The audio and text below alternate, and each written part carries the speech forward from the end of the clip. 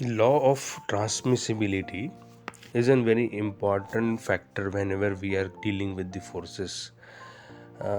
It states that if a force act at a point on a rigid body is assumed to act at the another point on the line of action of the force within the body.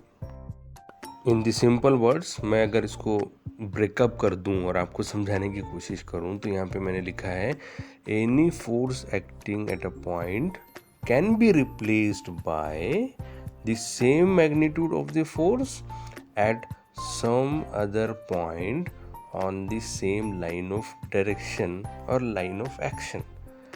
ये एक important parameter है।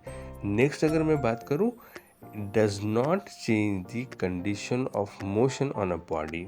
जैसे आप देख रहे हैं diagram में देखोगे कि यहाँ पे अगर एक फोर्स मैंने लिया और ये पर्टिकुलर बॉडी में ए मेरा पॉइंट ऑफ एप्लीकेशन है, उसी लाइन को मैं आगे अगर स्ट्रेट ड्रॉ करता हूँ और फोर्स को रिप्लेस करता हूँ किसी अनदर पोजीशंस पर, तो इस बॉडी में आने वाला इफेक्ट सेम होगा पॉइंट ऑफ एप्लीकेशन में।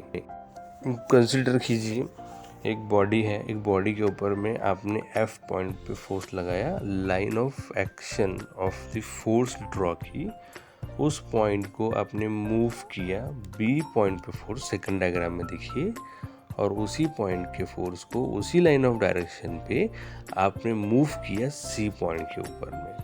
तो यहाँ पे जब आप लाइन ऑफ एक्शन के हिसाब से फोर्स को किसी और पॉइंट पे शिफ्ट करते हो तो फोर्सेस का इफेक्ट सेम रहेगा, सेम इफेक्ट प्रोड्यूस होगा। मतलब ये कि अगर एक लाइन ऑफ डायरेक्शन है और वहाँ पे आप उसको फोर्स को उसी पॉइंट पर रिजिड बॉडी में शिफ्ट करते हो तो effect will be the same. This is the law of transmissibility.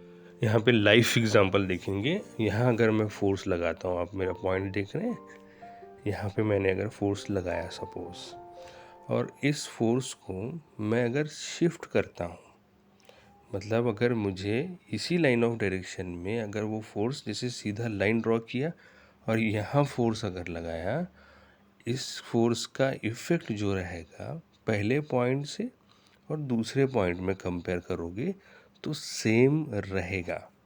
Suppose अगर मैं इसको यहाँ फोर्स लगा के मूव करता हूँ तो दूसरी तरफ से फोर्स लगाने में, दूसरे पॉइंट पे फोर्स लगाने में भी सेम इफ़ेक्ट आएगा।